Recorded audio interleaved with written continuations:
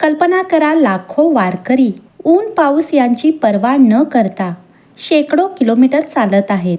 हातात टाळ मृदुंग आणि डोळ्यासमोर फक्त एकच ध्यास, आषाढी एकादशीला लाडक्या विठुरायाचे दर्शन. पण ही आषाढी एकादशी इतकी महत्त्वाची का आहे व या दिवशी जगाचे पालनकर्ते भगवान विष्णू योग निद्रेत का जातात, या सर्व प्रश्नांची सविस्तर माहिती आजच्या या व्हिडिओत जाणून घेणार आहोत. त्यामुळे व्हिडिओ शेवटपर्यंत नक्की पहा. आषाढी एकादशीला देवशयनी एकादशी, हरिशयनी किंवा महाएकादशी या नावानेही ओळखले जातं. एकादशी या शब्दाचा अर्थ चंद्राचा 11वा दिवस असा होतो.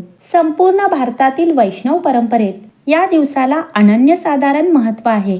यंदा 2026 मधील शुक्ल पक्षातील आषाढी एकादशी तिथी ही 24 जुलैला सकाळी 9:15 सुरू होईल, तर 25 जुलैला सकाळी 11:35 संपेल.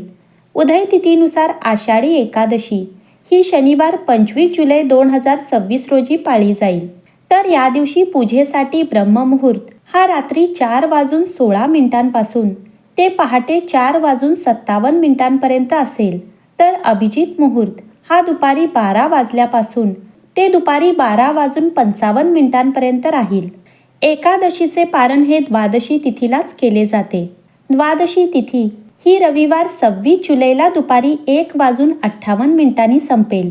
त्यामुळे पारण करण्यासाठी शुभवेळ पहाटे 5:30 पासून ते सकाळी 8:30 राहील. या वेळेत नैवेद्य अर्पण करून तुम्ही उपवास सोडू शकता. धर्मशास्त्रात सर्व व्रतांमध्ये एकादशी हे व्रत सर्वश्रेष्ठ मानले आहे.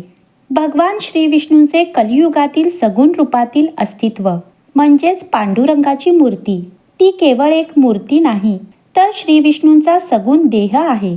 अदृश्य भगवंताच्या अस्तित्वाचा एक भक्कम पुरावा म्हणजे पंढरपूर. संत नामदेव महाराज आपल्या अभंगात सांगतात, जेव्हा नव्हते चराचर तेव्हा होते पंढरपूर.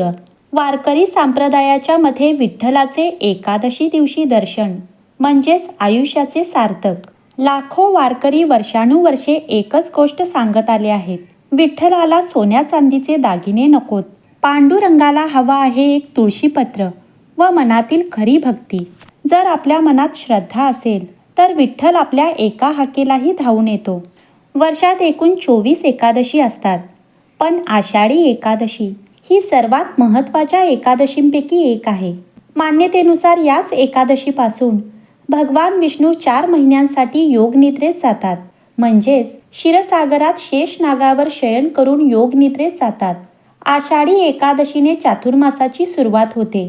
चातुर्मास हे 4 पवित्र महिने असून या काळात भगवान विष्णू वैश्विक विश्रांती घेतात. हा काळ साधारणपणे नोव्हेंबरमध्ये येणाऱ्या प्रबोधिनी म्हणजेच कार्तिकी एकादशीपर्यंत चालतो. आषाढी एकादशी या दिवशी श्रद्धेने जप, पूजा, उपवास व नामस्मरण केल्यास वर्षभरातील सर्व एकादशी केल्याचे पुण्य प्राप्त होतं. ज्या भक्तांना दर महिन्याच्या एकादशीचे व्रत करणे जमत नाही, ते भक्त आषाढी व कार्तिकी एकादशीचा उपवास करतात.